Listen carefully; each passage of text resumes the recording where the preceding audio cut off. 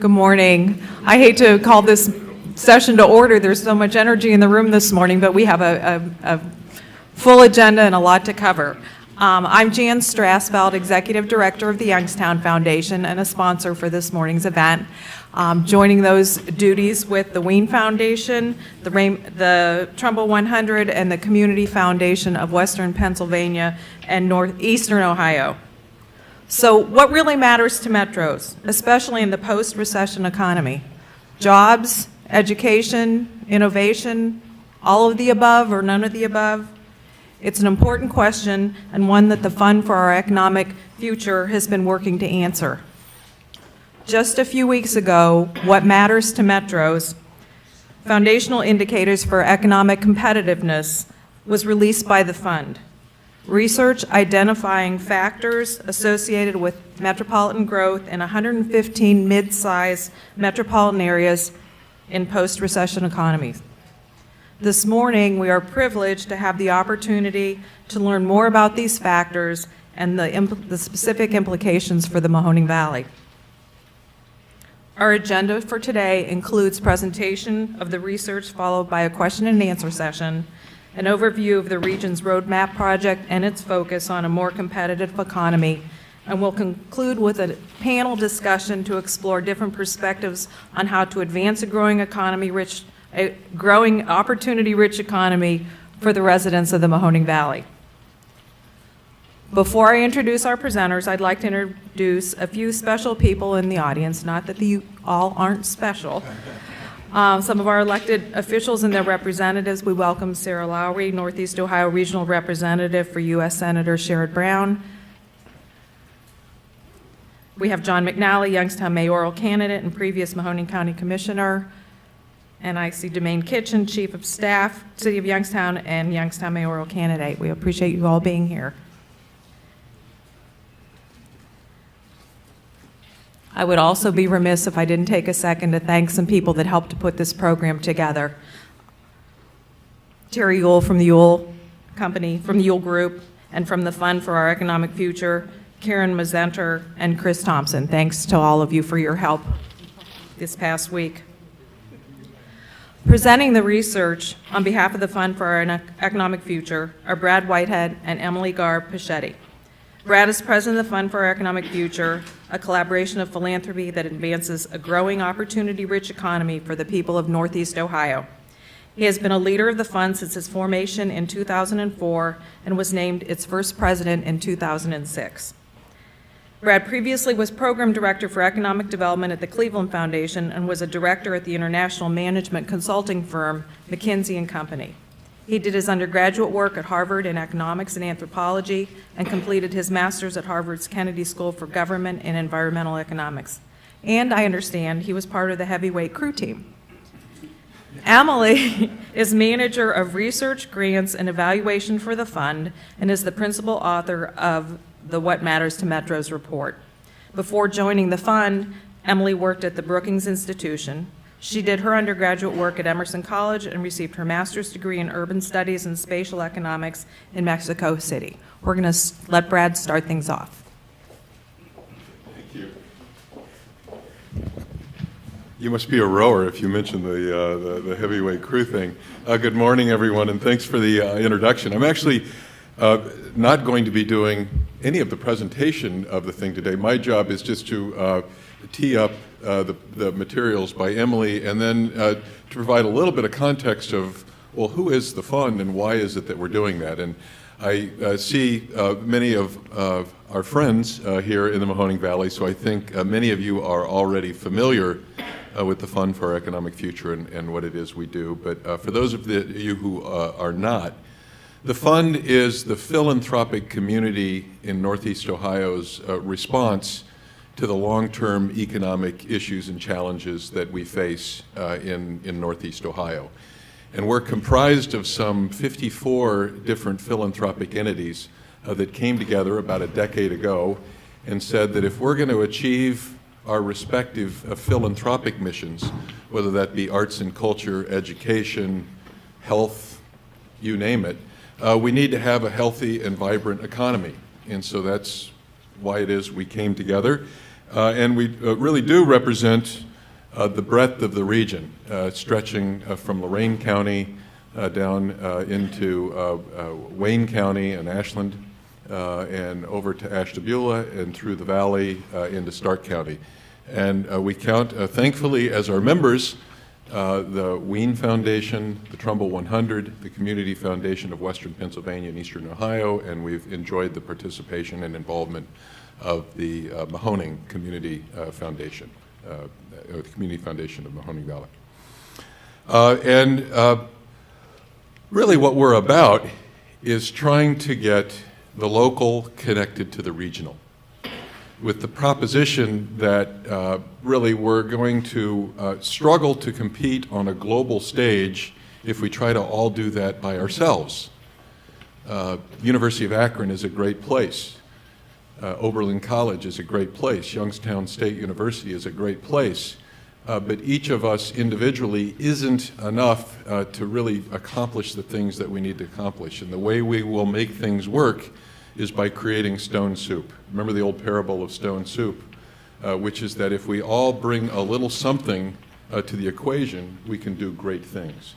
And that's what this is really about. It's our understanding that 90% of the action has to occur at the local level, but what we're trying to do is to see where and how the local can connect to the regional in order to do great things. And the example I'll use on this one, I think that worked, is an example that is playing out right here in the Mahoning Valley that we're very proud to have been a part of, which is the Additive Manufacturing Innovation Institute. Frankly, you'll recall that there was no way that we were supposed to win that. Right? There was no way. That thing was going, I think it was supposed to go to upstate New York or some such thing, and if it was going to go to Ohio, it was definitely going to go to Columbus. But when you start putting together the capabilities that were assembled here, whether it was the liquid crystal technology at Kent, with the roll-to-roll polymer processing at Akron, with the sensor technology at Lorain County Community College, with the workforce programs that you have here in the Valley, suddenly we had a bunch of welterweights who were fighting way above our weight class and ended up winning this thing for the first time. And that's the kind of story that we hope keeps repeating. As I said, we've been proud of the partnership that we've had in the Valley. You often don't hear our name, but hopefully you're hearing the names of the people that are actually driving the work, and we're glad to have supported that. So, you know, we've tried to do some behind-the-scenes support around the T-Bike, the Tech Belt Energy Innovation Center. We've been working, I saw Bill Miller and Dan Mamula, and Hunter Morrison here with the NEOSCC, which is looking at how do we connect land use to economic development, to housing issues and so forth. We're proud of the connection that we've had with Jumpstart, who's worked with Jim Kostler in the Youngstown Business Incubator and so forth. We're very proud to have helped brought dollars to the Mahoning Valley on the Work Advance initiative that the Compass organization is unfolding in the manufacturing space and so forth. And so these are all examples, hopefully, of where again, the local can connect with the regional, and we really have some terrific stone soup. So our goal, really the foundation of today, is predicated on three pretty simple ideas, which is that for us to make a fundamental transformational change in our economic trajectory, a couple things need to happen. First is we have to focus in on what matters. You know, the curious thing about economic development is that there are plenty of theories and fads and such of what's going on, but too often the dollars run to the idea du jour. And so since our inception, we said we're going to try not to be enamored with the idea of the day. Instead, we're going to try to have a firm analytic underpinning for where we place our resources.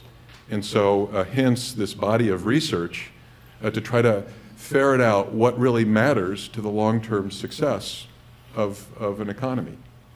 The second is this idea that there needs to be the local to regional alignment, as we said. But then that gets to the third, is to have that local regional alignment, and for us to make progress, we need to have a common understanding of the facts of the situation. Because if we've got a group sitting over in Akron that thinks the real problem is X, and we're sitting here today in the Valley, and we see the situation as Y, we're never going to come up with a sense of where our alignment really exists.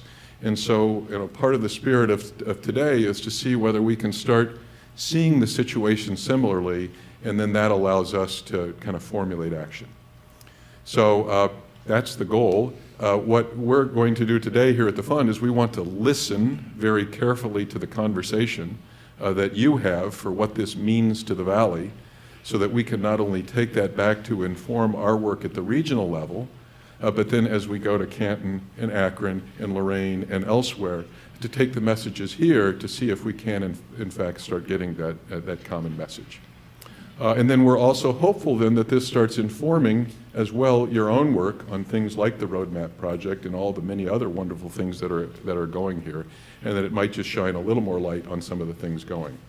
Let me finally close my piece by saying we've greatly appreciated the partnership that we've had in developing this work with Paul Cabot and the folks at the Federal Reserve Bank, as well as the heavy lifting, both analytically and intellectually, by Cleveland State University. And we have Marissa Piazza and Renia Lendl, and I don't see Ziona Austrian here today, but Cleveland State really drove a great deal of this analytic work, and fortunately we have a couple of the researchers here if the questions get really hard. So with that, Emily, you were already introduced, so why don't I turn it over to you and we'll go through the materials. Thanks.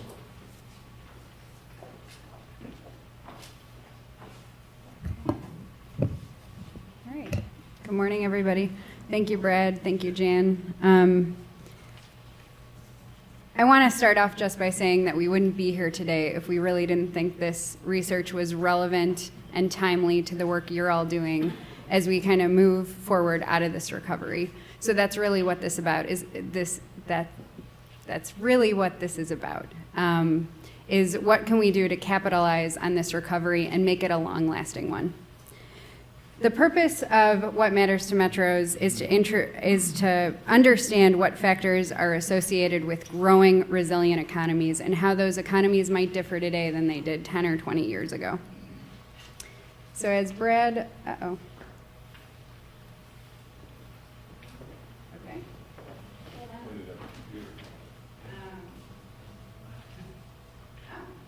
Genius.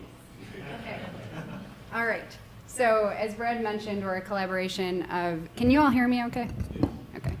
We're a collaboration of over 50 philanthropic organizations from across a 16-county region throughout Northeast Ohio.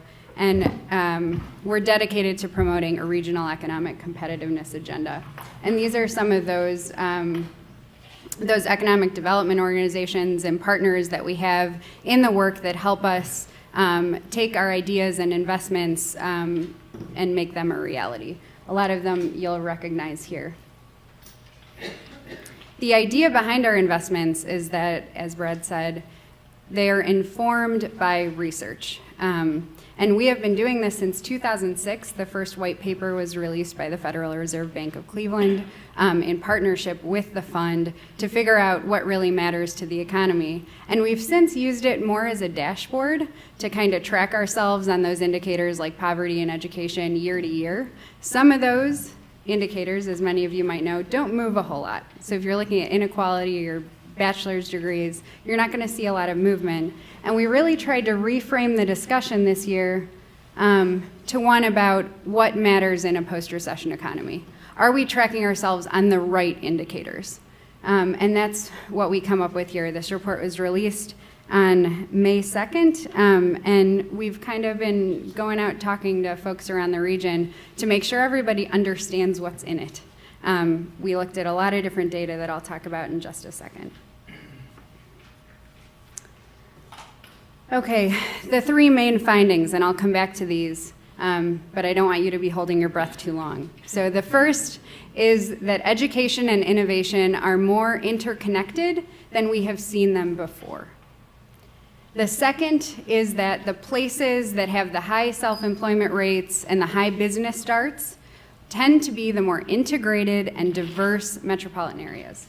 Racially integrated, racially diverse metropolitan areas. And the third, and this is the most sobering finding that I think we're going to spend a little more time on, is that the places we saw grow the most across the US, the metropolitan areas that we saw grow the most in terms of just jobs, just sheer jobs, were in 2010 the most unequal, poorest metros in the country. All right, so let's backtrack a little bit. Where do we come from?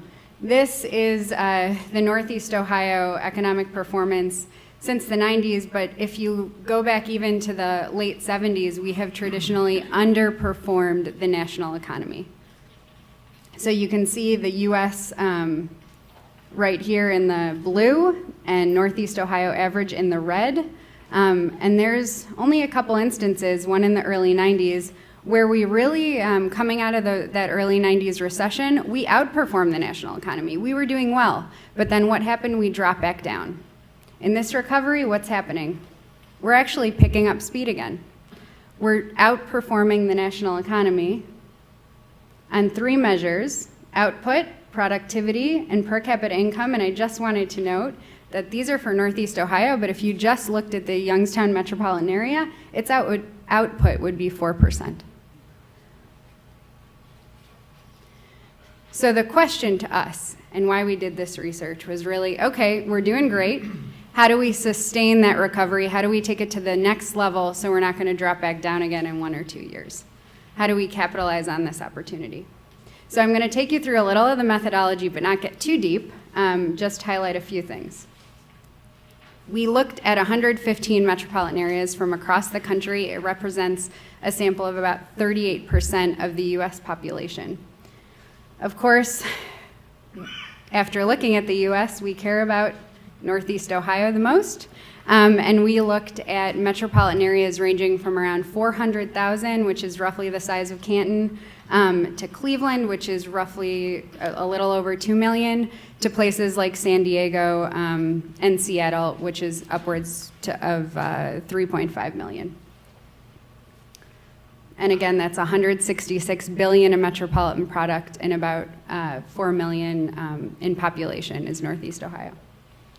So then we took all that, all the data from 115 metros, and we looked at 55 variables for each one of those metros.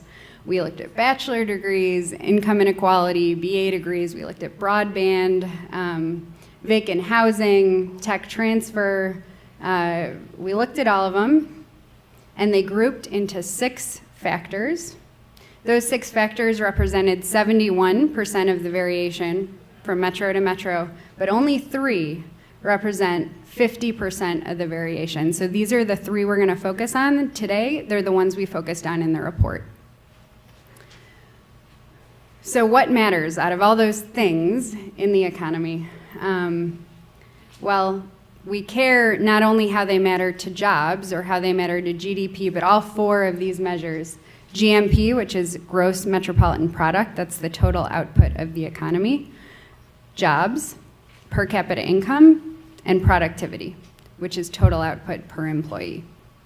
So then, to understand how each one of these factors related to each one of those growth measures, I'm going to take you through a little chart. So you'll see, just for the factor of education and innovation, it is positively associated with GMP, no association positive or negative with jobs, and then you'll see its positive association with per capita income and productivity.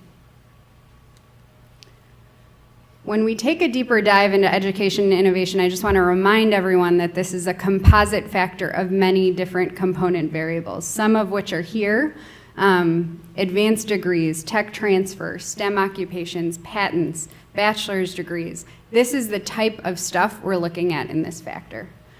So you'll see on the map the places in darker green generally scored higher. An example of one of those metros is Durham, Chapel Hill. A lot of the metros that scored the highest on this factor of education and innovation had those anchor institutions like universities and hospital systems that were really strong, that are engines of the economy in these places. Now, in Northeast Ohio, particularly in Youngstown, didn't do so well on this factor. I believe it was 110 out of 115. But that's not to say there is not tremendous opportunity right here in the region. And I just highlight a few of those initiatives here. Obviously, the National Additive Manufacturing Innovation Institute, T-Bike, the Tech Belt, Youngstown State University, and then some of those grantees we talked about, Nortech, BioEnterprise doing their thing. It just creates tremendous opportunity for the region. So this is not to say, yes, Youngstown ranks fairly low in this indicator, but there is a lot of room for scaling up these initiatives. So that's education innovation. We're going to move on to entrepreneurship and inclusion, and you'll see that things like business starts, self-employment, entrepreneurship are associated with every measure of growth, GMP, jobs, per capita income, and productivity. So some of those variables that make up this factor of entrepreneurship and inclusion: foreign-born, high percentage of foreign-born, low African-American segregation, self-employment, establishment birth rates. These things group together. So they're unlikely pairs, right? Usually people talk about inclusion and they talk about entrepreneurship. Actually, they tended to move together from metro to metro. So this is one kind of interesting aspect of the research that I wanted to point out. With this, though, comes this complexity.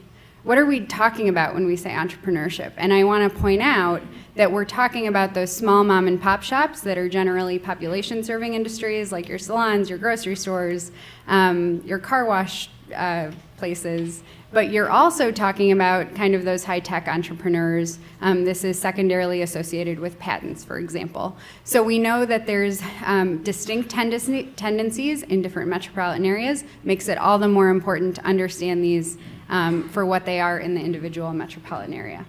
An example is Austin, Texas, hotbed for kind of new startups. They got the university there. They scored really high in this indicator. In Northeast Ohio, generally fairly lower, again, similar to education and innovation, but we have so many things going on here that really drive the potential for some of these entrepreneurs to scale up. So moving on to the last one, that if you'll recall, we said that the higher growth metros tended to be the most unequal, and this is the indicator where we saw that play out. It's called economic polarization, and while we saw that so this factor, which is made up of things like inequality, poverty, low-income populations, crime, this indicator was positively associated with job growth, but it was negatively associated with per capita income growth. I'm going to go a little more into this one. Here's the map. You'll see some of these variables I just put up there that I mentioned: inequality, crime, poverty rates, low health insurance, for example. If you just looked at, let's say, McAllen, Texas, so if you just looked at job growth, in over 2 decades, they increased jobs by 109%. You're thinking, great, wow, they're really making some progress. Then you look over here. This is the composite indicator of economic polarization, which is all those things I mentioned: crime, poverty, low-income populations. They also scored the highest there. An example, Las Vegas. Yeah, it looked like a great economy, but then we had the housing crisis. We realized the boom and bust economy weren't the most sustainable economies. So there's your poster child. And then you look at some of the metros that were able to balance this what we're calling a growth and opportunity agenda. So they did see, there were some places that did see job growth, and they also, their inequality wasn't exacerbated. So we're like, oh, what did they do there? The thing is, there weren't many metros. Denver was one of the few metros that did see job growth and didn't see an increase in their inequality. Good transportation system, generally good connections between the suburbs and the inner cities, generally a healthier economy. Northeast Ohio, we have a traditionally strong middle class. We fared, fairly well in this indicator, but recognizing that if we just looked at job growth, inequality is a concern. sorry, I want to go back to that one because I forgot to mention, there's all these great initiatives. So we talk about, well, what do you mean by that, Emily? Like, what's a sustainable job? How do you identify one of those? And it's a job where you come into your workplace, and just because you're lower skilled means you're destined for a 6-week job that pays $7 to $8 an hour. No, there's initiatives underway, and I wanted to point out Work Advance is teaming up with our local partner Towards Employment in the Mahoning Valley and in Cuyahoga County, so that low to mid-skill level workers really have an opportunity to advance along a career path and learn new skills that are skills that can be matched with employer needs for long-term gain. So that's really what we're talking about. When we talk about the implications of this, we're not just saying jobs aren't important, we're saying good jobs are important. Okay, and I'm just going to end on this quote from Joe Stiglitz.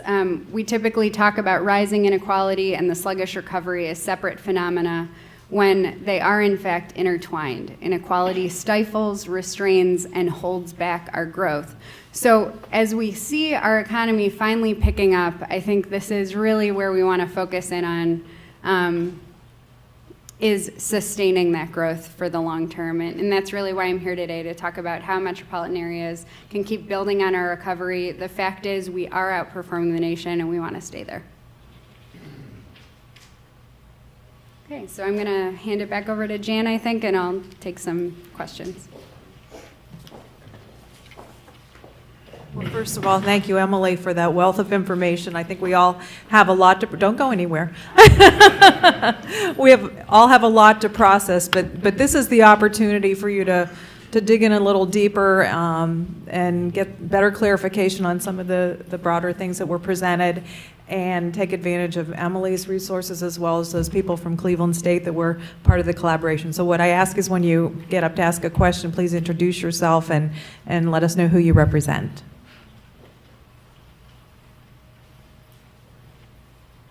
Okay.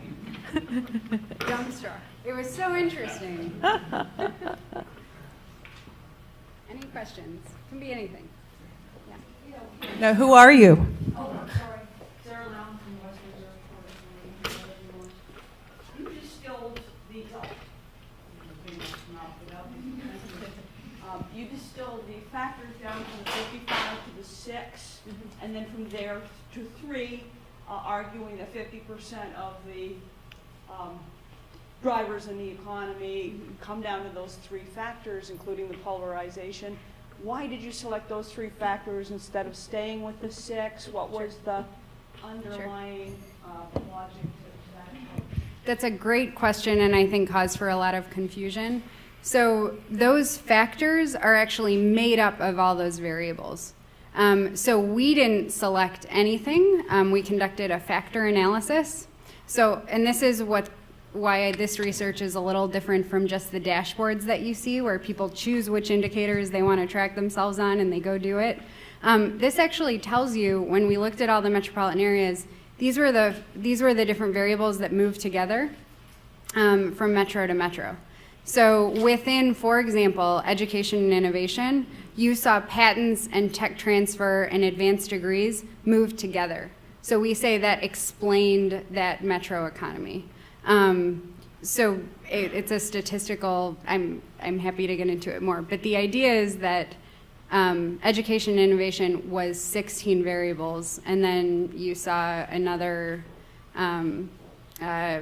economic, I think, entrepreneurship and inclusion that was made up of 6 variables. So they're not separate variables, they're component pieces. And I don't know if you need more explanation than that. I think it's worth probably also talking about, well, if they bundled into 6, why did we go with the 3? But right. I do want to make sure that idea that if you say, well, a bachelor's education and a master's education and high school graduation, you'd say, well, those are 3 different variables, but they move so closely together and they have the same explanatory capabilities, so they get bundled together. So that's why these factors are these groups of things that move together. which was what was so strange in a couple of them when we said entrepreneurship moved with all these things that had to do with a fair and equal society, which was very curious. But it was these groupings, and then we had these six groupings that moved together, and well, my shorthand is we chose the three because they explained most of it. The other three were really interesting and important as well, but it was for ease of communication. You might just briefly talk about the other three. Sure. So we also looked at business costs. We looked at connectivity, which was things like domestic air travel and air quality. We also, I'm blanking out on the sixth one right now. But these are also mentioned in the report, but they didn't explain as much of the variation. So altogether, all the variables we looked at explained 71% of the economy, not 100%, 71%. And then, but there were specifically 3 of them that explained 50. So we wanted to focus in on those 3. And I just a note, if this doesn't come up later and you don't go home and read every word of that 2-pager that's in front of you, what's great about this is that we made all the data available. So if you want to look at the tax cost index or the energy cost index or obesity or healthcare insurance or poverty rates, all that data is available to you free online in downloadable format, easy to access, and it's all on our website. Yeah. Did you make any effort, or are you able to differentiate between Youngstown, Warren, Akron, Canton, Cleveland, within the Northeast Ohio sector? Yeah, and we did a little bit of that. If you look on the 2-pager that was provided to you, we did a couple overall rankings, just how they fared on the different factor groups. So when I said Youngstown, and I could be wrong, so you guys will correct me, but when I said Youngstown was 110 and, there's my boss is so good. Okay, so when I said education and innovation, I was right. Yay. So Youngstown ranked 110 out of 115. So you're able to see for each of the 115 metropolitan areas, the data is available for each metro. But like Brad said, I think it's important for us in Northeast Ohio, when we look at ourselves as a region, how do we align on these certain indicators, and how do we create a kind of unified, coherent agenda around, where we should be going, where we are, and where we can go. The takeaway for me on that as well is there are some really important differences across our region, but we're a lot more alike than we are different.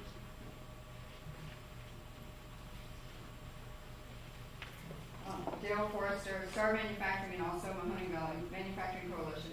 How old, this is a 2-part question. Yeah. How old is the data that you use? And I am of the narrow-minded, possibly opinion that we're kind of in a watershed. Do you think that as some of the non-college educated jobs, that those increase, do you think that's going to change any of the data or statistics or trends? Because I think what we're seeing is the need for this middle ground training in between college and no college. It's a high-tech training, but it's not necessarily college. There may be some college credit, which we're working for as well, but it may not be the degrees and the kind of degrees, the academia that we're accustomed to calling higher education. Do you think that's going to change? And do you think this data reflected any of that change that's happening? Yes and no. It's always a good, for really good questions, that always seems to be the answer. And I say that because we did look at that one factor that was called education and innovation, and that really focused on the higher tier, the higher skill level. But then we also saw through the other factors how important it is to connect in lower skilled populations. So while and that's going to get you your job growth, your business growth, your GMP growth. You'll notice that for education and innovation, that doesn't get you your job growth. So if you're trying to grow jobs in a region, your only job creation strategy shouldn't be education, right? It's not your be-all, end-all answer. Although we did see the advantages of it and how how strong the economies were that had those advanced degrees. So we also saw the other side of the picture, which is how important it is to have kind of a shared growth where not just one segment, one tiny segment of your population is benefiting. I don't know. I'd like to just pick up on this one as well, because it's a really central issue. In some other economic research that we have done in collaboration with the business community, it looks like we could be facing a workforce shortage in the next 10 years of some 70,000 workers. And interestingly enough, it's roughly divided between highly skilled and then, just as you were pointing out here, these mid-skilled workers. And I think we have somebody from Compass here today as well. It would be good to hear a bit about this, because we need to address this as well, because we have this tremendous mismatch then of having a lot of people out there that aren't even prepared yet for these mid-skilled jobs. You know, a decade ago, we thought we were moving to the post-industrial, post-manufacturing society, and we very much learned that no, manufacturing and industry is very much in our future, but we do have this mismatch in skills alignment. And I'd be curious if you, from the Compass perspective, this idea, how do we get traditionally low-skilled able to take these mid-skilled jobs, even if it's not kind of at the super high levels of training, you know, from the subject? Well, what we've seen with people moving into the mid-level and even in the low-skilled jobs and moving up the career ladder is that, you know, transportation has been an issue to get there, but from an educational standpoint, that the career technical centers in our community have done a great job in putting together training and certifications that meet the employers and meeting the employers' needs for those individuals to get the training and to attain those jobs. And then the individuals that may be in that current mid-level job may be also accelerating up with an advanced degree to take that job. So we're backfilling positions, but then creating opportunities for employers then to have a good stream of human resources to fill those gaps. But we still see a big gap there in getting people into the training and accessible to be ready for that workforce. I just want to add one thing, and that is that this is generally a level-setting exercise, right? So not every metro should have the same goals for, we should have X number of advanced degrees and therefore a successful economy, but each of our metropolitan areas play differently into these sectors. And I think to understand where our competitive advantages lie, if we do have a workforce gap, then how do we fill it is really important. Not all metros might have that issue. Emily, a number of us in the room have been involved the last couple of years on the Sustainable Communities Consortium, which is more of a physical. Can you introduce yourself to those who don't know? A number of us have been involved in a consortium, which is largely a land use, land-based, place-based strategy examination. What implications do you tease out of this work that might instruct our work as we go forward? Look at options, particularly in the Mahoning Valley, where we've got brownfield, we've got connectivity issues that were raised, we've got land use issues around vacant property. What can we tease out of this that might give us guidance? Brad, did you want to take this one? Or? Okay. We did look, I mean, there's a lot of land use indicators that we could have looked at that we didn't, but we did look at a few that are really, right, everything's related to land use. Job connectivity and workforce and, wow, taxes and business development, and you could go on and on, environment. So one of the places where I think it came up in our discussions, but there's probably a lot of offshoot discussions that could be had, was in this question of the tax base. So we did see really high business costs related to Northeast Ohio for a number of different reasons, and they generally clumped in terms of states and state tax policies. But we also recognize that, similar to what you're finding from your research now, one of the reasons why our taxes are so high is because of our infrastructure costs. And for people to begin to make that connection, that doesn't necessarily make us a more competitive economy just because we build another 5 roads, I think is an important thing to look at. I'm not saying that our research concludes anything. Again, this is meant to be a platform to for discussions to set the table and dive deeper into some of these indicators. But that did come up, and I think it's a really important point that we do have higher taxes, but to understand why we have higher taxes is a key question. Add anything? No, I just wondered if Hunter wants to add anything to that based upon business as usual research. Would you like to add anything based on the business as usual model? Well, again, a number of you have been involved in our effort to look at what business as usual is. The broad economic projections suggest that the population of the region as a whole, 12 counties that we're looking at, isn't going to grow very much. The economy in terms of jobs is not going to grow very much, but we're continuing to spread out.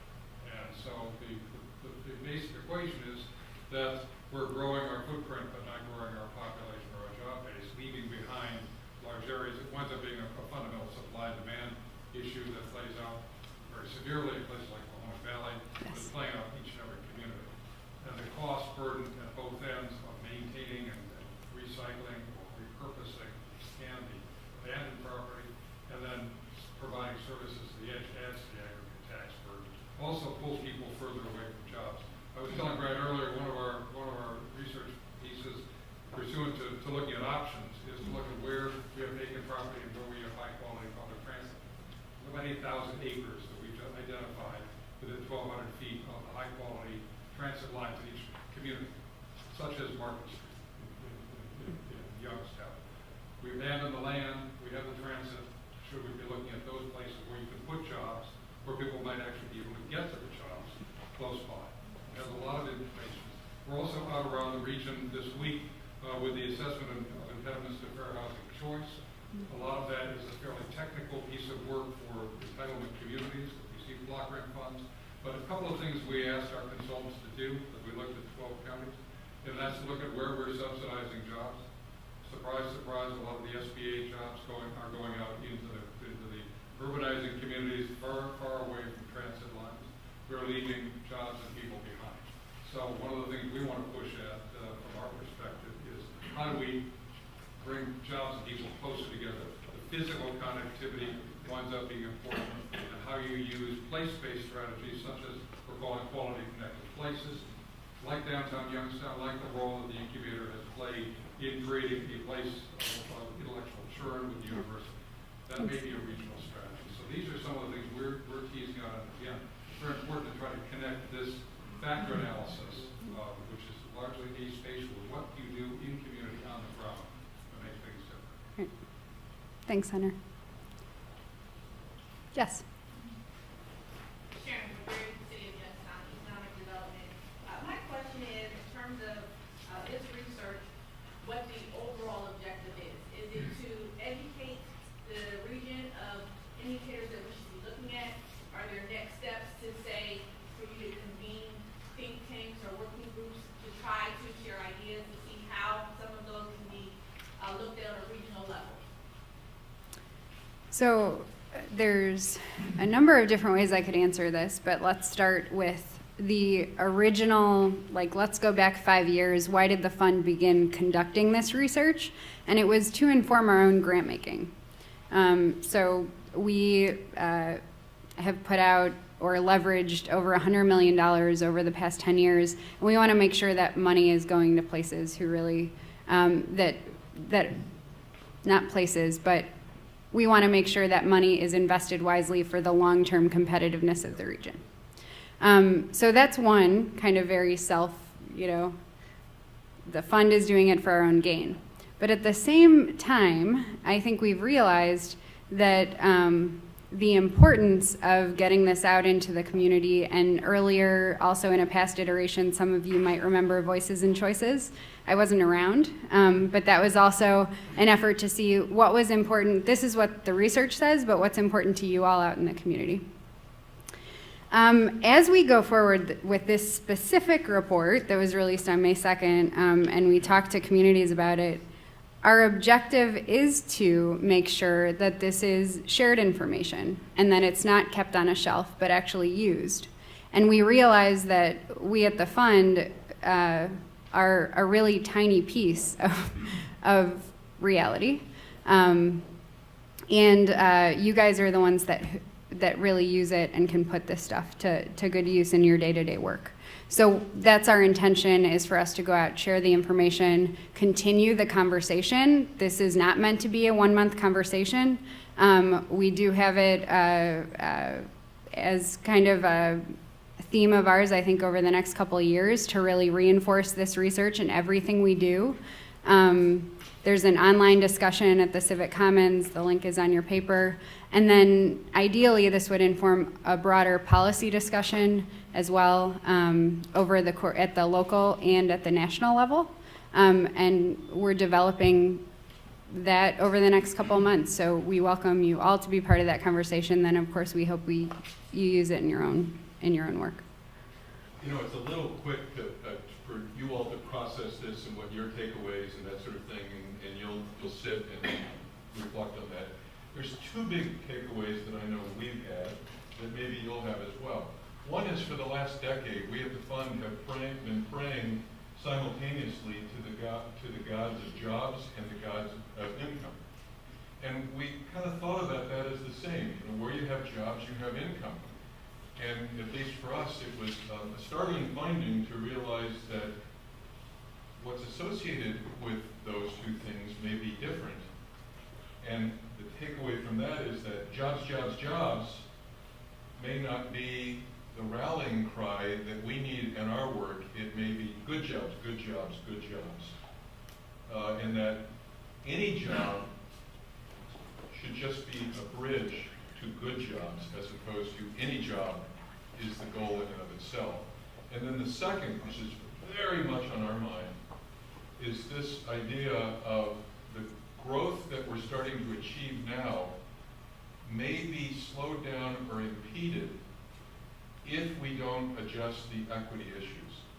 And that was that quote from the Nobel economist Joe Stiglitz at the very end that says that, look, poverty and opportunity is a good in and of itself, but it's also highly associated with the ability to sustain economic growth. And a conversation we're having internally here, and if it resonates with you, well, it seems like it's a conversation you've been having in the Valley a lot longer than elsewhere, but that there's this world of growth players, the chambers and the entrepreneurial community and so forth. And then there's this world of opportunity players, the people who are worried about social service and justice and patterns of development. And never the two shall meet. And we have to somehow link the growth and opportunity worlds to say these are just two sides of the same coin, and how can we find a way to move these agendas together? And what that means, I'm not really sure yet, but it starts by getting the growth community and the opportunity community coming together to hash that out. A couple more questions, and then I just want to note that that question is going to be really important, I think, for our panelists, as far as how they see their own work play out and the implications of this research on their day-to-day jobs. My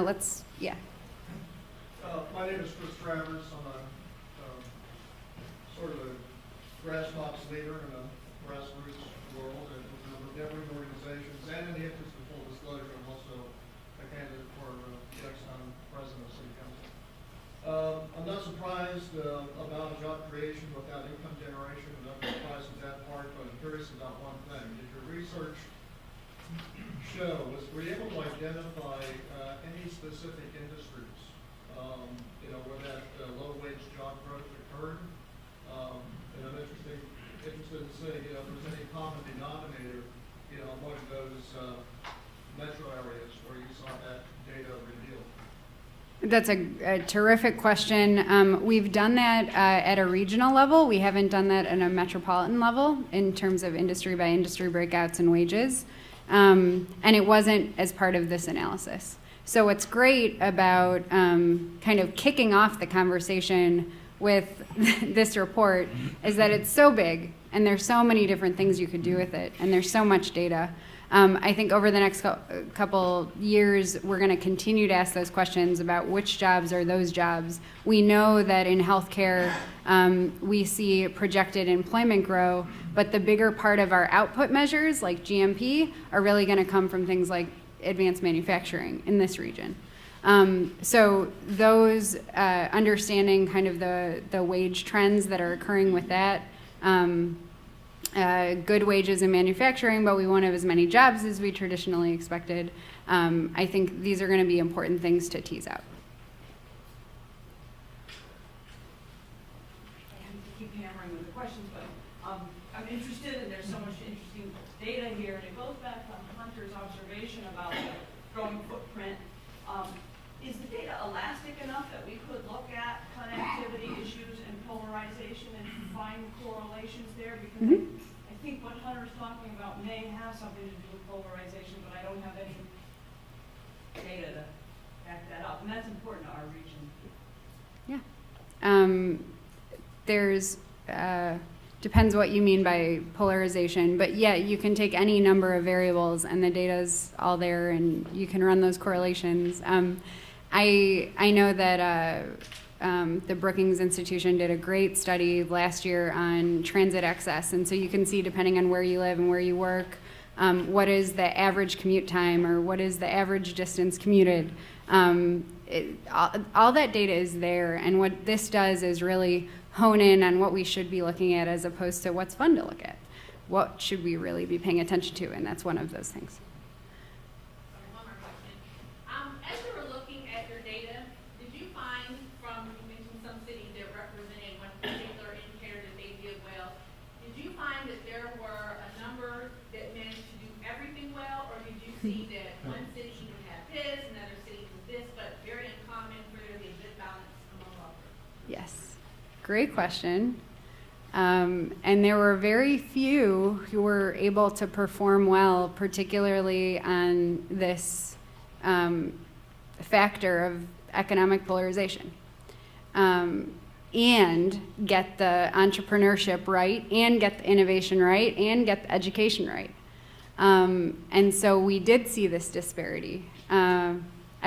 Places like Denver, I showed actually did grow jobs, and it didn't exacerbate inequality. I would say the same for Madison, for Wisconsin, for Minneapolis, for Portland, Maine. There were a few that kind of stuck out, but it is hard. Like, it is not an easy thing. So when Brad talks about kind of this growth camp, and I think Jeff is going to talk about it later, growth and opportunity being so important, it's not an easy balance to get at. And we really didn't see a lot of metros who achieved it. Okay, I want to leave time for panelists, so if we don't have more questions, then let's get to the local stuff. Emily, thank you again. Let's give her a round of applause.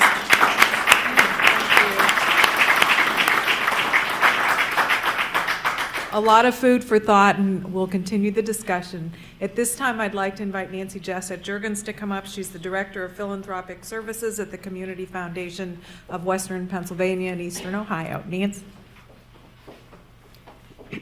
Thank you, Jan. I'm pleased to give the introduction for Jeff Globacki. Jeff is president of one of our crown jewels of the Valley, the Raymond John Ween Foundation, which pursues a vision of empowered residents creating a healthy, vibrant, and economically stable Mahoning Valley community with equal opportunity for all. The foundation provides a combination of financial, technical, and training support across a set of highly focused priority issues to achieve resident engagement, organizational excellence, and networks for collective impact. Please help me welcome Jeff Globacki.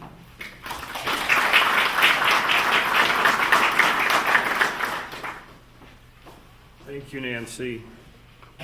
And thank you, Emily, for the research. I think what you put together for us today really will help start an important conversation. Sharon, I think, Sharon, you started to get to the question of the why behind all this. And the why is, how do we find a way for the Mahoning Valley to become more economically competitive for all? I have a few minutes to talk about a project that a number of you in the room have been involved with, the Mahoning Valley Economic Competitiveness Project. And I hope that as we go forward with this project that many more of you will be engaged.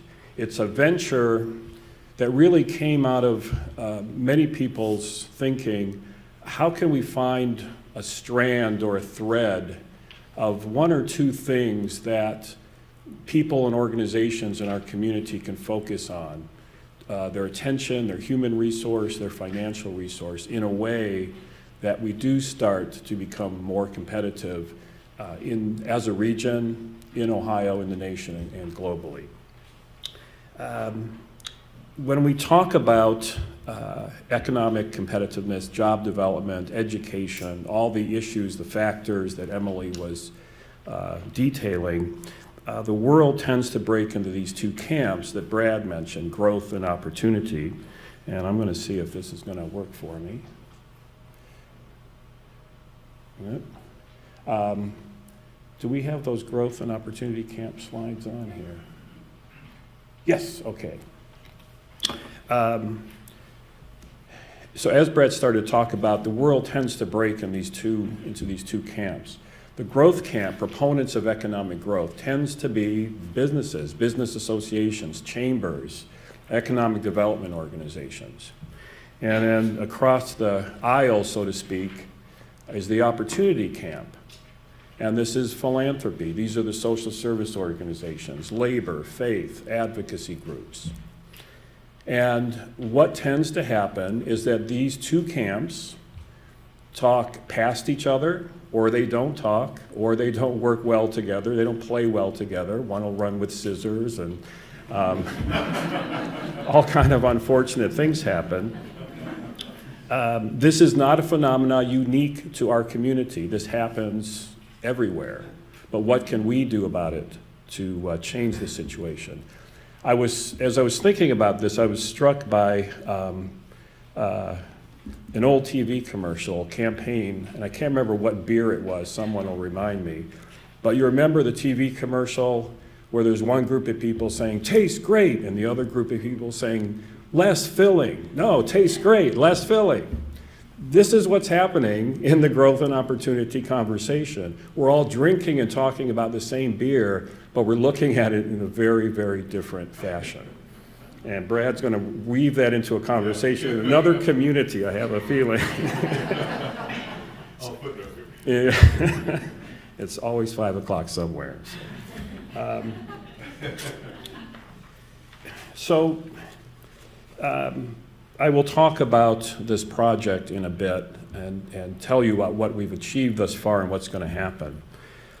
But I want to share with you some observations on why we think it's really critical to stitch together growth and opportunity to make this work for the Mahoning Valley. A few statistics, they're all very sobering, and many of you have heard these before.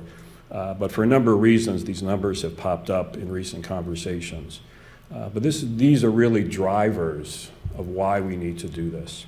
I think you know that the city of Youngstown has the most significant degree of concentrated poverty in the country. In Warren, over 42% of families with related children under 18 have incomes below the poverty level. Over 51% of families with related children under 5 years have incomes below the poverty level. The average annual unemployment rates for African American Ohioans reached a post-recession high of 17% in 2009, and again in 2011. This year, it's 13%. Mahoning County led Ohio in population lost between July 2011 and July 2012. Young people are moving, more people are dying than being born.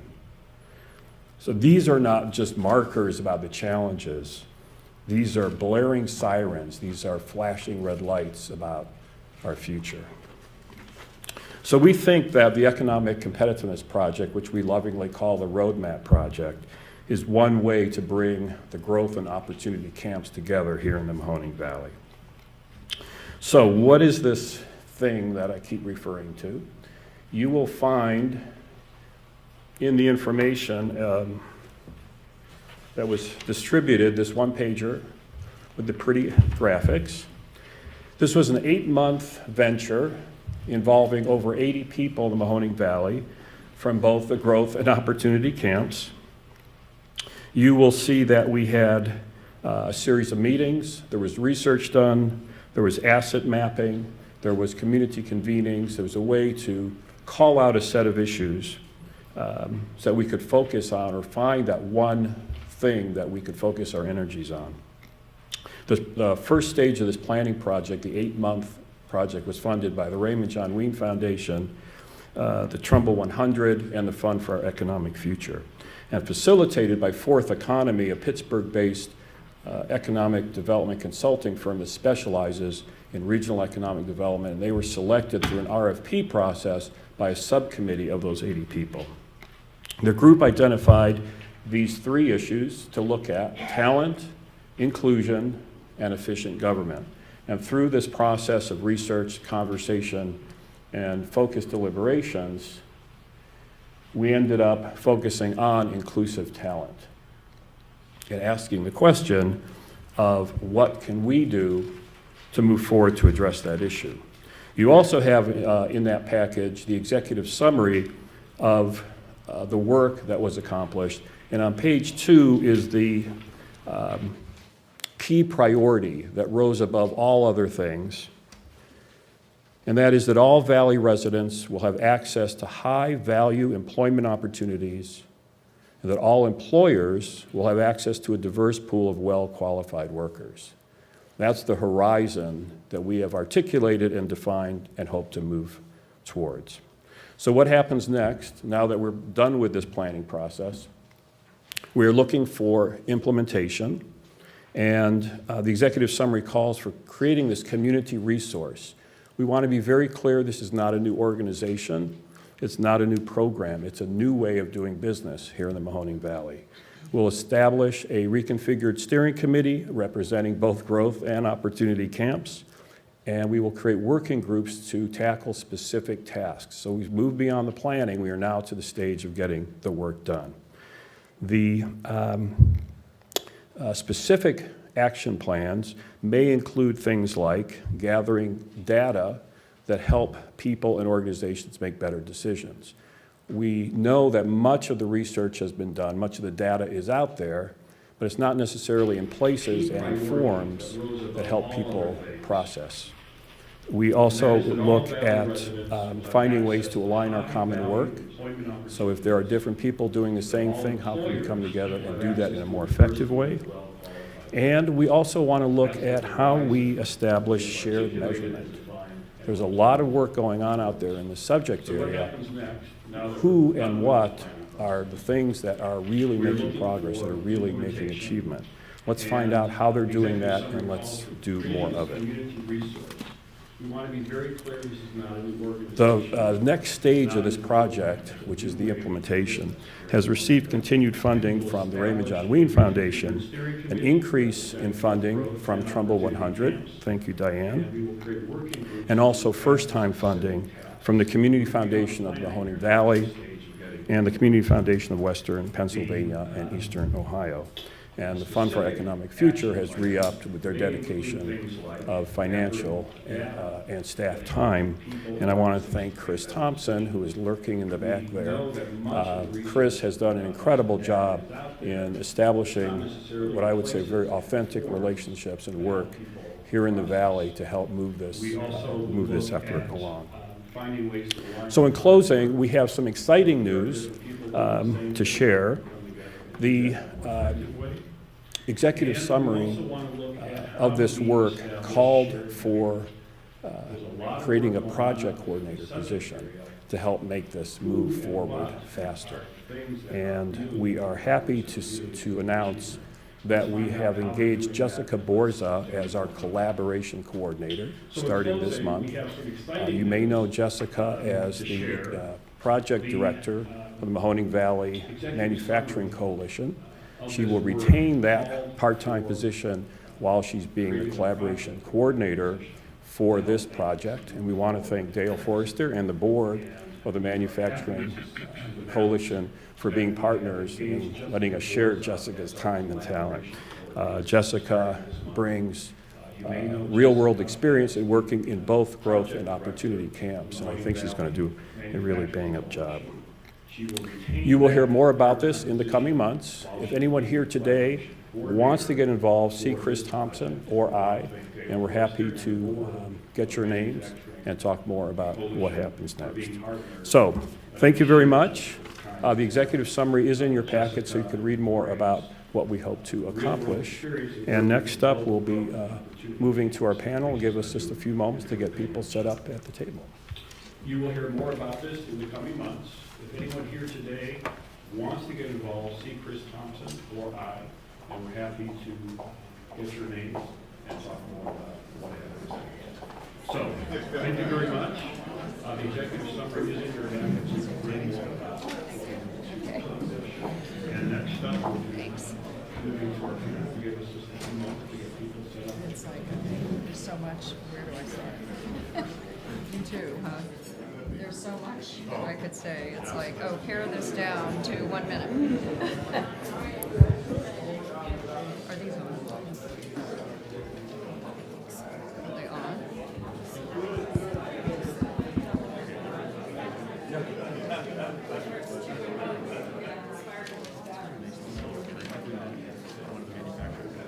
Yes, I recognize you. It's nice to see you.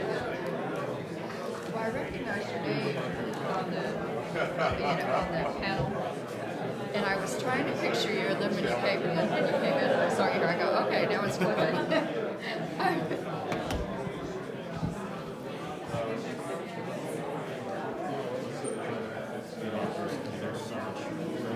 I know. Where do you start? Where do you start? I see that everyone has taken an opportunity to refresh their coffee. We'd like to convene in a couple minutes, so how about 9:45? We'll get started. I'll grab it. I've got a little Ziploc.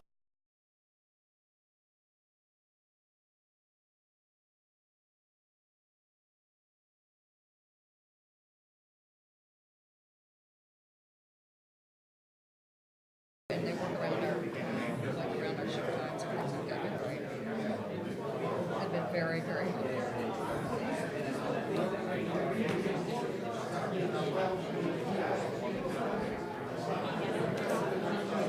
Read a couple of my notes that I just wrote here. Okay, we're going to get started.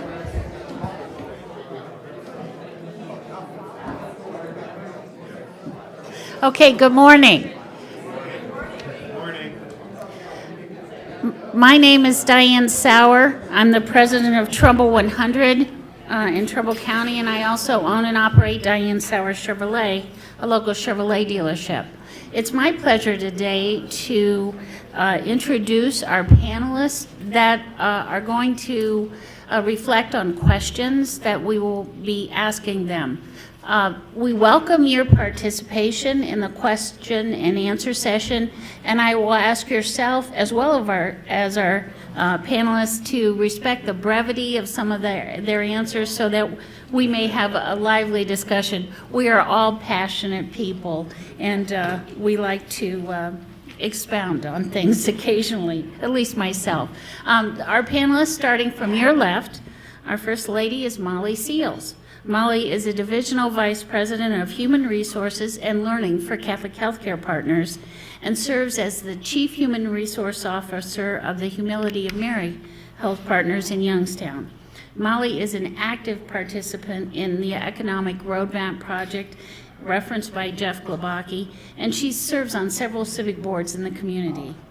Next to her is Dale Forrester. Dale is the Vice President of General Operations at Star Manufacturing, a Vienna-based manufacturer of custom industrial equipment and machinery for a diverse range of industries, including mining, energy, and material handling. Dale is active in the Mahoning Valley Manufacturers Coalition, which champions the needs of the Valley's manufacturers, particularly as it relates to skilled workforce. Dale has a diverse background, and she has worked in education and social services and lived in Germany for 11 years. In her spare time, Dale is an artist. How much spare time is there, Dale? And then next to Dale is Joe Caruso. Joe is the president and CEO of Compass Family and Community Services, which operates several social service programs in the Valley, including the Center for Workforce Development and Financial Stability. Compass was formed in 2011 through the consolidation of the Bergman Group and the Family Service Agency. So thank you, panelists, for sharing your time and ideas with us today. I have several questions I would like each of you to address, and then I have specific ones for each of you. So starting with the general questions, and I'll start with Joe first. Do you see the need for more intentional efforts in this valley to promote growth and opportunity within the workforce? Yes, I absolutely do see that need to have this discussion to how we can integrate the less filling and the taste great, going back to Jeff, of the growth and opportunity. Individuals we serve at Compass Family and Community Services in the Mahoning Valley represent a cross-section of our community, but we have a very targeted group of individuals who are underserved, underemployed, that have the capacity, have the ability, have the desire to enter into the workplace, but there are several obstacles or barriers that exist in getting there. But we are still nonetheless working with the individuals, and the individuals and their families are being very, very successful in being part of the growth and opportunity perspective. Thank you. Dale, anything you'd like to add? Absolutely, particularly in the manufacturing segment of our population, which is growing. It's growing a little more slowly than all of us had hoped. Oil and gas has not quite taken off as quickly as it should have, or we thought it would, but it is there. And we're finding that one of the things we're running into is we're all experiencing retirement, and we're all experiencing old kinds of assumptions about manufacturing. And we need to educate parents, students, teachers, and I'll talk a little more about that in a few minutes, but we need to educate everyone about the opportunities that are there for growth and opportunity in our community if people have the proper training. We need to also educate them as to the accessibility of some of the training and some of the opportunities that are out there, which won't leave them with huge gaps in loans. You know, they won't have to take out huge loans. They won't have to spend not necessarily 4 years getting viable training. And we need to let people know that that's available, and we've been working toward that, and I think it's absolutely critical. Thank you, Dale. Molly? Yes. I definitely believe, Diane, that there is significant opportunity for work in this area. The concern around the gaps between supply and demand has been a significant issue. You know, I can even, speaking from the healthcare industry, one of the things that we often find is at any point in time we may have anywhere, at Humility of Mary, from 200 to 300 job openings at any time. But the gap in finding the actual skills to fill it, the individuals that are prepared to fill it, and the demand, I mean, the gap between the two is just so incredible. I always say that too often I think we focus on the importance of education from the perspective of general education, and we forget that sometimes education, without it being for specific occupations and without it being for those specific occupations that are in high demand, may be worse than no education, because it now means that there are a high level of loans, educational loans, and still no employment. So I really think finding the right match between skills and demand and finding the right way to bring those things together is a critical area of need. Any comments or questions from the audience regarding this topic? Any questions? Yes. I'm just curious, and I don't know if this panel is in a position to answer, but you hear that this workforce gap is here, and you know, it's a very real reality. I think there's activity and groups that are looking for trying to address that question.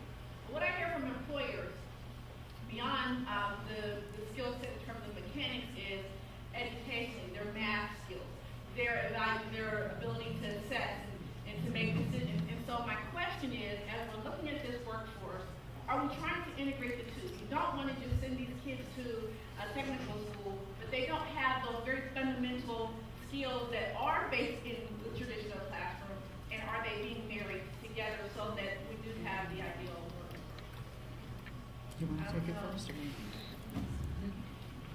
Okay. Well, we both have an answer, first. so. Yes, I'll speak to that first. I mean, I think you're absolutely correct. There is a real gap. I mean, I think some of the areas of gap are indeed in math skills and in reading skills, in critical thinking skills. I mean, those things are very, very real and are indeed challenges. I think, unfortunately, the way that our educational systems approach it in so many ways are about the more general kinds of studies that still render not necessarily that individuals are coming out and don't even necessarily have those particular skills. We've all seen it. And so I think, I think the change in how we approach education and preparation for going into the workforce, I think, is very critical and a critical element of that. I think as employers, we often are finding ourselves in a position of trying to put remediation programs into our own employer systems, and often, again, not with a lot of success, because that's not our forte, that's not what we have the expertise in. But too often, I think we find ourselves with the need to do that. Another real area of gap is in the area of life skills. Again, when we talk about the opportunities for individuals, and I may be jumping into another question, so I might need to save that, but as we talk about the opportunity gap between the growth of jobs and really, again, the availability of the talent, one of the other areas is life skills. Individuals that don't have the skills to balance a checkbook, individuals that don't have the skills to understand the rules of working within, an employer's environment that may call for behaviors that's very, very different than they've been accustomed to in their life otherwise. I mean, those are significant challenges that somewhere we have to be able to bridge the two. Dale, maybe you'd like to address some of the conversations regarding behaviors in the workplace. Yes, Diane, you're expert at that as well. Diane has some very good examples. As far as behaviors in the workplace, we've experienced that, and we've talked about that a lot. I'm going to repeat something that you say that I really like. I've heard Diane say a number of times, that she tries to educate people coming into her shop that, her customers have to trust them. So they have to have a certain kind of look or a certain way of dressing. They have to be clean. They can't have, they can't do this or that. You say it better than I do. What I wanted to address also in the question very quickly was that in terms of trying to educate people, teachers, as to what's needed in the classroom, as far as real jobs out there. When people think of a fitter in fabricating or a machinist, they don't realize that they're using trigonometry every single day. The machinists and fabricators don't realize that, but they have to use it every single day. What we're doing now through the coalition is we've been blessed with a grant, and as of this date, as of yesterday, 22 teachers had signed up for the manufacturer in the educator in the manufacturers program this summer, which is 40 hours that these teachers will spend in various manufacturing plants. They will literally follow the processes through. For instance, at Star Manufacturing, we'll start them out in engineering and take them through the whole sales process, engineering, quoting, They'll go through all the math and skills needed for those, computer skills. Then they're going to go out to the floor, and we're going to flip-flop them between machining and fabricating. So by the time their 40 hours are up, they're going to have a great idea of what to bring back to their students and what to bring back to their classes and to their schools and to their meetings with other educators. And we are so excited about this program that we just can't wait. And we're doing this in a 5-county area, 3 in Ohio and 2 in PA. Joe, anything you'd like to add? Or just, I mean, to add, Sharon, to what your question, or to answer your try to answer your question as far as services. In the Work Advance project that has been supported by the Fund for Our Economic Future, we're looking at those assessments. We're looking at how do we assess individuals so that when they can go into the workforce, they have the necessary skills, those from a math and a public speaking and presentation. So we're doing those diagnostic and those assessments to ensure that the potential employees are ready to take that on.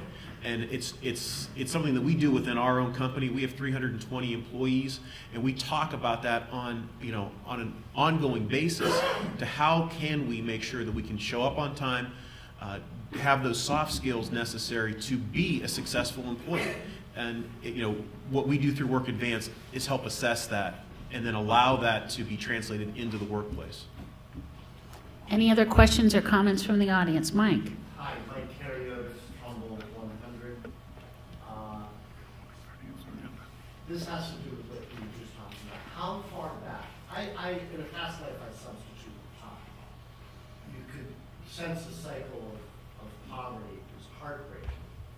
And you could also tell that by the time a student was in middle school, they'd already decided if they were going to be a productive member of society or not.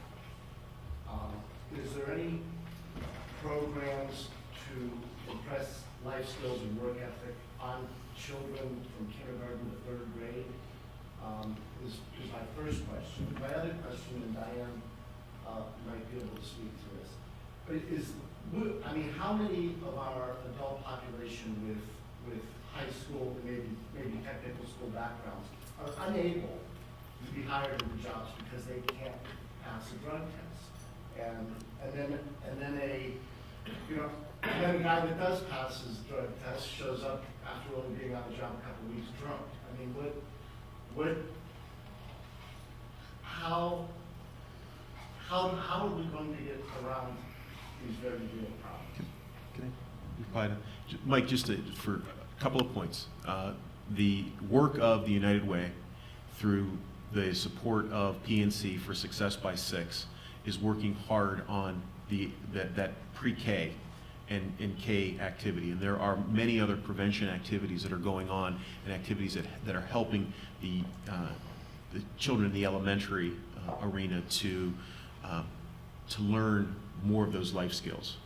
Secondly, and this is something that, I really think that I wish Larry Moliterno from Meridian Community Care was here, because they do thousands and thousands of pre-employment drug tests every year. And there is this misnomer out there that people can't pass a drug test. And they see it's from what my conversation with them, it was like 5% or below, where people were saying, oh, it's much higher, it's 55%, 60% of people can't pass a drug test. Their organization is doing pre-employment drug tests for many people throughout this area, many businesses, and they're not seeing that trend at all of people not passing drug tests. And so, that's something that I think that really needs to be discussed and have some further discussion, because I think it's truly a misnomer. Do you think, though, that people are just not showing up to take the drug test? It's because they know they won't pass it? That's a true possibility, and I believe a lot of employers show that they say that, you're going to have to take a pre-employment drug test beforehand. But going back to, I guess, one other question about getting to work, think about the aspect of somebody not having an alarm clock. Everybody has, is what we believe, an alarm clock. If you're going to choose between putting some food on your plate and buying a clock that's going to wake you up to go to school or go to work, there are segments of our society that don't really have an alarm clock. And so when we say, why can't you get to work on time? Are you going to pick and choose between what are you going to, I understand an alarm clock is not very expensive, but that is real and it's present that we see. Okay, I'm sorry. It's not a question, it's probably more towards Joe, because you kind of do the ground in the community.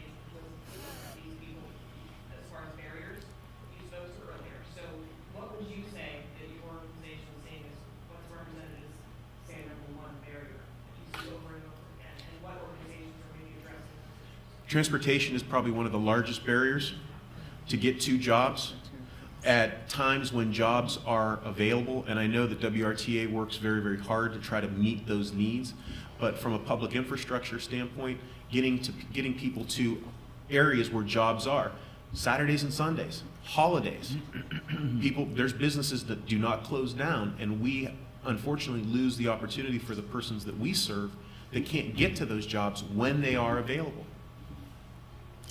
I would say for us, Molly and I are both shaking our heads. Transportation is a big thing. We have, although we have a sign on our front door which states that we will drug test you, and it's on our application. So we've literally had people walk to the front door, turn around, and walk away. We have had that. So I can't say how many would have failed. We occasionally do have people fail drug tests, though. Even though they know they're going to be tested, and they pretty much know when they're going to be tested, they do fail. And we have had people who have passed the drug test and then a short time later do exactly as you say. That is still, it's not maybe as prevalent as it once was, but it still is a problem for us. But I would say transportation, Molly, also, yeah, transportation. Molly, any other barriers you'd like to add? No, I think we really are hitting on some of the very significant ones in terms of both transportation, in terms of the ability to pass a drug test. I think is definitely in that number. It's sad as it is in the years of, here we are in 2013. I also still believe that unfortunately there are indeed still some very discriminatory practices as it relates to employment and opportunities. And, those are things that we all are always trying to work on and figure out ways to really work with. But I think that, too, represents a major barrier. When we think about who's being left behind, we think of things like ex-offenders. We think of those who may have substance abuse problems. We think of those that have grown up in a structure of poverty and work and think and act from the framework of someone in poverty as compared to in the middle class construct that we operate our businesses and our organizations on. So I think, those really represent some of the key barriers that will continue to leave behind individuals from the opportunities that are there. And I think the other big one would be that there has not necessarily been accessibility or the public perception of accessibility to good training programs, because I know the NEO program has a lot of healthcare training and we're modeling a lot of our thing. We're trying to do kind of the same type things that they're doing and following their model to some extent. And I think that's been one of the big issues too, that people haven't seen that opportunity for that accessible kind of training that now we're trying to educate everybody. And we've aligned all the training centers and the universities and we're trying and the high schools and junior highs now in our entire region. We're trying to get everybody aligned, and we've had great success with social agencies, all educational institutions, and all support systems. We've received a lot of local funding, which has helped us enabled us to do that. And we are trying to break down that accessibility and knowledge barrier of those opportunities that are there, and we're trying to reach minorities and women to get into the programs and show that they're not accessible. You don't need a lot of money. You don't, in many of the programs we can work out transportation, or the program can help work out transportation. There are grants available, things like that. Those kinds of things will help us get the work pool that we're going to need in the future for the new kinds of training and jobs that are out there now, even in manufacturing and also in healthcare. People have to be more versed in, it's not all automatic and pushing buttons in either of our fields anymore. It is very specific, and you've got to think. And I think we've all thought that computers were going to take the place of thinking. It's going exactly the opposite way. And we're just trying to educate everyone on those lines. Okay, changing gears here. Where do you see signs of progress in promoting growth and opportunity, and where do you see the greatest need for more efforts, effective efforts to promote growth and opportunity? So Molly, we'll start with you this time. Yeah, I think where we see the progress is in some of the collaborative efforts that have been taking place across our communities. It's really when we pull together individuals from various backgrounds and various walks of life that we truly find the greatest abilities to have some success. Some of the comments that were made by Dale here just a little bit earlier related to Neil Health Force was a good example of that. Again, the ability to pull together educators and the healthcare community to be able to pull together legislators and those that are making the key decisions and really be able to tackle things together. You know, one of the successes we had is some positions, roles, are not positions that you go to college or go to a technical school and you can really get certified or trained in that, particularly in healthcare and I'm sure in manufacturing as well. You need the skill, you need the training, but quite frankly, it's not something that you can go to and walk away with a particular degree or a particular certification in. And so one of the examples of the success was the ability to collaborate with the education community and with the healthcare providers and actually create the first apprenticeship in the state of Ohio. Ohio had no healthcare apprenticeships prior to that. And that was a real success story because it showed the ability to create something that created opportunities, created job opportunities for individuals to be able to come into and get employed that wouldn't have existed out there in any kind of program otherwise. So I think those are glimmers of hope and success that we've been able to have. Joe? Well, I mean, I would echo what Molly said about the Neo Health Force, but I also would add to the manufacturing coalition as just shining examples. And you know, another example that I think is continues to be a jewel in our community is the Youngstown Business Incubator, and how pulling things together, people with common goals, common strategies, where you want to talk about what do we need to do, or who needs to be involved. I think we all need to be involved. I think business sector, it needs to be a very strong public-private partnership. And I think our Work Advanced project is also one of those examples. We are working with individuals that have gotten into manufacturing jobs at V&M Star, at Alliance Abrasives, Daring Compressor, Buckeye Transfer, where people are getting into careers. And I take that back. I don't want to say a job, because they're getting into careers where there is upward mobility. The same thing with our partnership with Humility of Mary, people entering in as a state-tested nurse's aide and moving to an LPN, moving to an RN, moving up the career to be a director of nursing. It's happening, and that's one of our a success story that I like to share, is that a woman came out of with several children out of poverty, out of a cycle of poverty, that started in the very lowest level of healthcare and became a director of nursing. Dale? For brevity, I echo both Molly and Joe, and what I said before is also very relevant. There's one factor that I didn't mention that has been very significant here. Besides all of the community efforts that have supported all the collaborative efforts, we have had an exceedingly helpful and very supportive media across the board. Our media is very, very supportive and has helped us get the word out. And that has been very significant in our community, and I don't think that happens. I don't think they show so much interest as ours do, but they're very, very good at helping us spread the word on what is going in our community. So we do have to include the media as being part of all of these collaborative efforts, because I know they're in your groups, I know they're in our groups and yours as well. So that's a big factor, because we have to get the word out, and we can't afford to pay advertising to get that information out. And so our media has been our advertising agency for us, as well as word of mouth. Questions or comments from the audience? Yes, sir. I feel there's a lot of good conversation about training a younger, maybe in the middle-aged workforce, or retraining them. But I sometimes feel that there is a group that is left out of that conversation.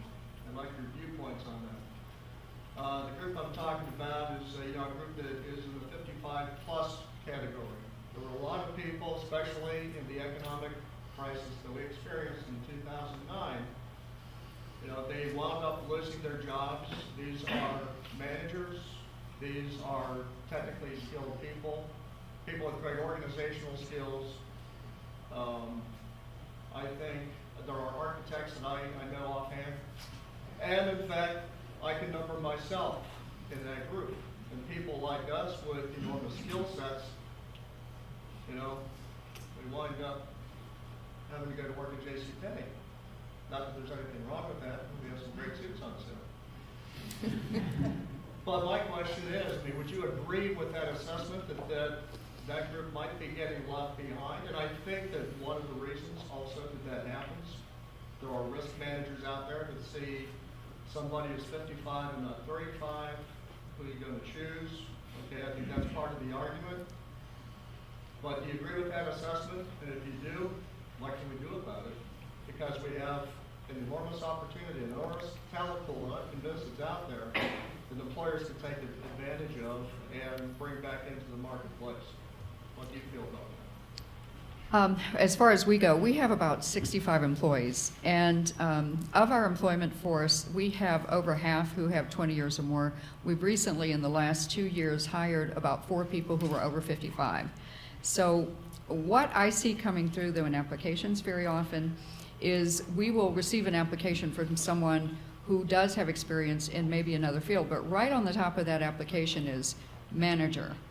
They want to automatically be a manager or come in and manage something, and what we're looking for are really skills. We're looking for someone who is more specific in skills or who we can train into skills.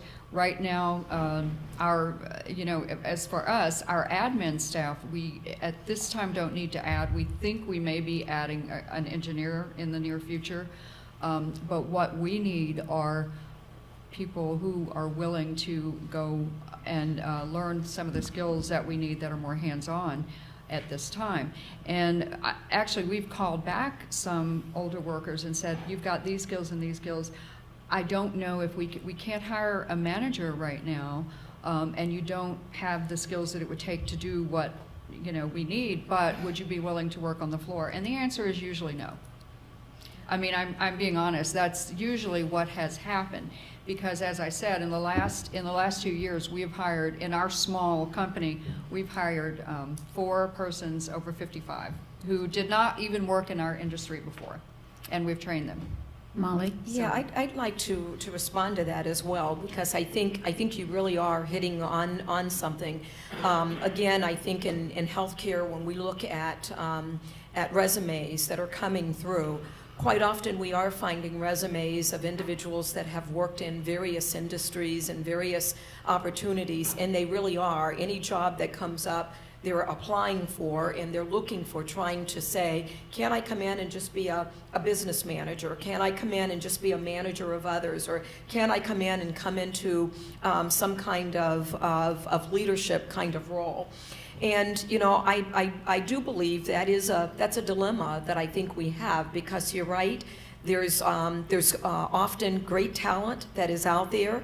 There are individuals that have given their life to a specific industry, a specific area of growth, and then find themselves without employment due to whatever things that may have happened along the way, organizations that reduce, or various kinds of things. I think the dilemma is, even in healthcare, we're often looking, the places where we have the vacancies are often for positions that require some clinical skills, and that's what we're really looking for most times, is we're looking for a nurse or a radiology technician or a respiratory therapist. And the good news, though, is that I think we have some great success stories, because we employ a number of individuals who have worked in a first career, gone back and become a respiratory therapist or a registered nurse or one of those other clinical roles, and then come into healthcare as a second career. And they make wonderful second careerists because they've been through, they are mature in their thinking and in their critical thinking skills. They learn the compassion that maybe in their earlier life that they might not have had, but they make wonderful second careerists. So I think there's some hope in that, but it is a dilemma in just looking at the number of resumes we get with individuals that have no skill whatsoever in healthcare, but are coming in applying for business or leadership or management. Most of the healthcare arena is built on a structure where the example you gave a little bit earlier, Joe, which is you're starting in a clinical role, and then you work up and become the leader of others because you're the nurse that really understands those things the best and can really work with that. So I think that is a challenge we have. So the issue. And on a note, oh. I'm sorry, Diane, on a note with that, over half of our administrative staff has moved up from the floor. They've had those skills first, they've learned those skills, and then we move them into the floor. We do that before we ever look for anyone from the outside. We try to move into any management position anyone who has those skills, and we basically do the same thing. So the issue may not be the employment of those 55 and over, but the underemployment of those 55 and over. Joe? I think it can be underemployment, but I also think it's a matter of taking a look at skill transfer. Many times people go through, are in their job and in their career, and they assimilate all that they can do is this particular task. And when you line up the skill sets that are associated with that task, most people then don't look and say, well, we can assign this to this other profession. And we did work with individuals at Delphi that when they lost their jobs, they may not have ever had a resume, but we created the resume and took a look at all of their skill sets and said, these are other career opportunities that they never even gave consideration to because they were focused in on this type of work. And so even if you've gone through multitudes of or several different job or careers, taking and analyzing that skill set and seeing what other jobs or careers are out there that can utilize that skill set is something I think we don't advertise enough, that is available, that people can take advantage of. Okay. Now I'm going to ask a few questions for you to think of and position your response. How do you think the civic leaders in the Valley should work together to promote more growth and opportunity? Clearly, there's no one job or one organization that can accomplish this. Are the key stakeholders in the Valley ready to collaborate to promote more growth and opportunity?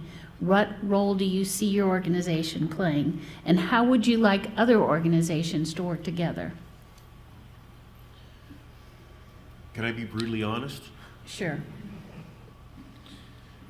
The civic leaders that work together in the community, they work together in the community, and I think there's sometimes when we don't have safe space to have a conversation and have a discussion where we can agree to disagree and not take it personally.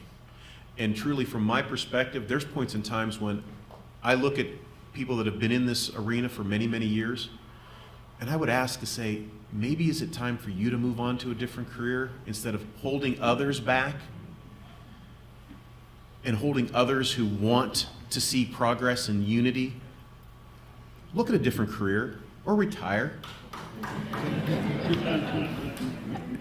But I mean, But how do you really feel, Joe? I don't want to. I mean, it's not. I mean, it can be perceived as negative, but it's about opportunity. It's about what we all share as a vision together. I don't think we share a vision of gloom and doom. I think we share a vision of opportunity and growth. But it's a matter of leave your ego at the door, sit down and have some discussion about how we can collectively. We're going to agree to disagree on things, but I am positive that we are going to agree on many more things than we disagree on. And going back to what was said about everybody bringing their own pebble, everybody has something to offer. There's different ways to make the soup. And somebody might bring potatoes tomorrow, but they might bring corn the next day.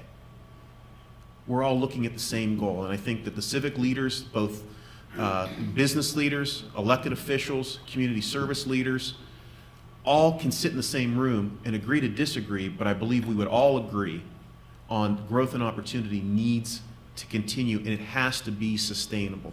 And we have to be grown up enough and professional enough and open enough to sit down and have those just candid discussions. Dale, you both look so eager. I would like to see the civic leaders in our region become regional. Instead of Warren civic leaders getting together and talking about Warren, Youngstown talking about Youngstown, Howland talking about Howland, et cetera, et cetera. I would like for everyone to get together and talk about the common problems of our region, because I think we have regional problems and issues to solve. I think we have regional successes as well. And I just don't think I don't think you can go past the Howland or Niles line and go into Warren and divide everything up. For instance, I go to church in Warren, right down by, it's right past the police station, right next to a funeral home. It's very uplifting every Sunday morning to drive in. And not to, but anyway, it's not the most beautiful area. And, if you happen to be there at night, it's kind of a scary place because it's kind of dark and it's kind of creepy. But, that's the reality of our situation. But I live in Howland. I shop in Niles. I just don't think that we can differentiate those things, and I would like to see our whole region sitting together a lot more. I think we have seen such success over a 5-county area, and especially the 3-county area in Ohio, with the Manufacturing Coalition, that we know that we started out, and this is a kind of a catchword now, we literally pointed fingers at each other at the first few meetings and were really almost evil, ugly faces and everything. And we got over the finger pointing and blaming each other. And now we are into such incredible dialogue that, we call it, all sides call each other for, okay, we've got this going. Can you do this? Can you do that? It's awesome. I mean, Jeff, you sat down, and Jan, you both sat down with us on some of our first funding requests, which we really appreciated because it enabled us to get this going. So it took that regional effort, and you were looking at funding on a regional basis, not in an isolated incident. You were trying to look at the region in general. And I really hope, I wish that our civic leaders could do the same thing. Molly? Yeah, I was, Diane, I really think that there's a great opportunity to learn from the collaborations that exist and the successes that we have had in the past around collaborations.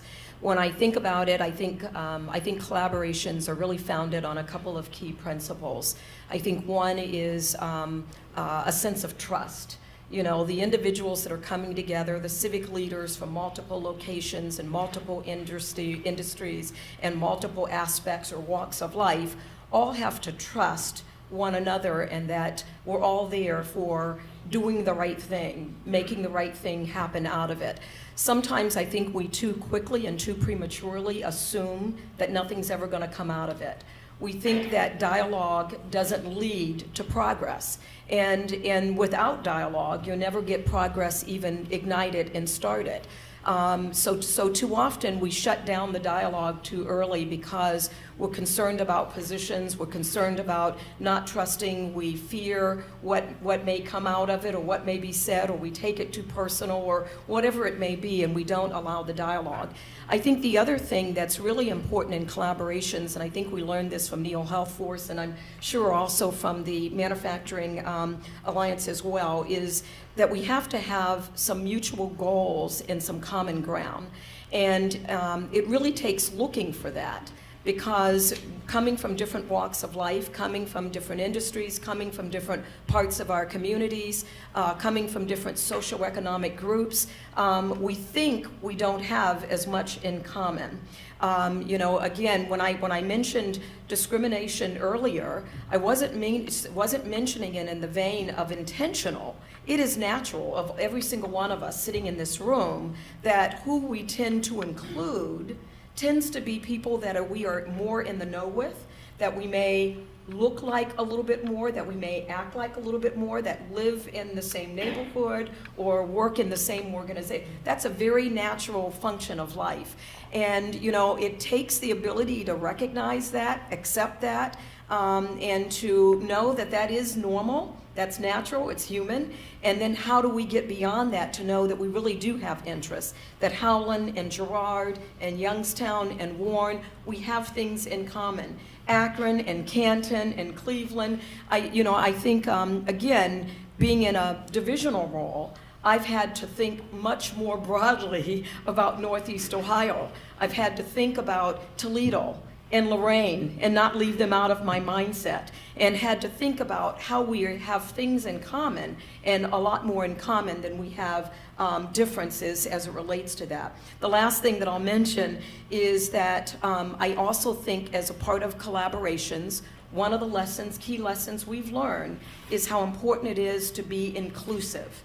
And inclusive means getting people to the table that aren't normally at the table, and having them be a part of the dialogue, and having them be a part of helping us figure out the solutions. If there was one message I would have for our civic leaders, I'd love to see them, again, be catalyst of that kind of thinking. How do we build the mutual trust? How do we be more inclusive? How do we find the common ground instead of the differences that we have? And then how do we generate movement by providing enough time for us to have the dialogue?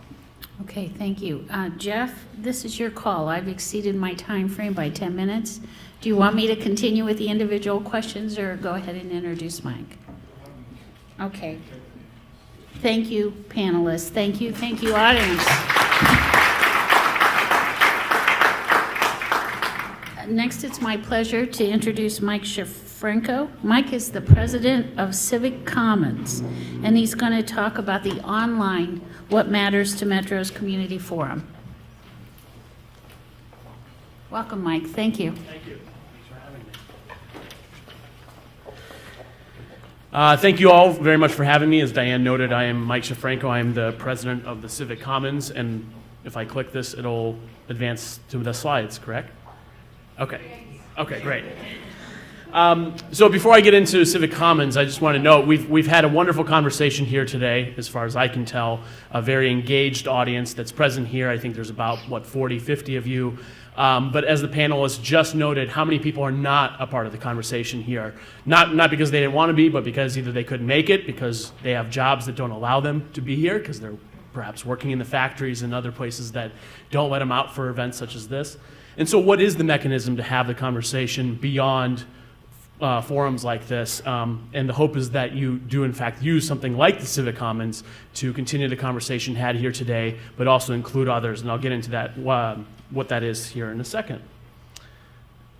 So I'm going to... All right, I'll keep pressing. Oh, there it is.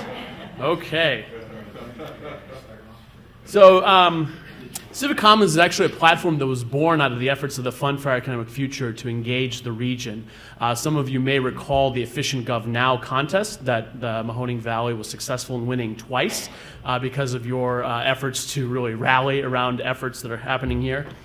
And the idea was to create a platform for engagement that sort of sustained the test of time. There wasn't an episodic engagement around any one particular issue. It wasn't a singular contest. It was really a platform for ongoing dialogue. And so that's what we've built with support from the Knight Foundation and continue to work on throughout the region. And so we hope that you do visit theciviccommons.com/whatmatters. It's on the sheet that one of the sheets that were provided to you today. And basically what it is these conversations are being had throughout the region about what matters to metros. There's a lot of data and links to data that Emily talked about today. And then there are conversations happening in each of the big metro areas of the region, Akron, Canton, Youngstown, Warren, and Cleveland. So the idea is not only that you use this site to continue the conversation that you've had here today, to include people that maybe were not able to join us here today, but then you start to sort of see how the conversations overlap across the metro areas, across Northeast Ohio. And I think what you'll find is that the conversations are very similar, that people are just as interested in inclusion and talent development in Canton as they are in Youngstown, as they are in Akron, as they are in Cleveland. So again, we hope that you take advantage of this tool. Again, thecivicommons.com/whatmatters. And if you have any questions, please let me know after the meeting is over today. Thanks.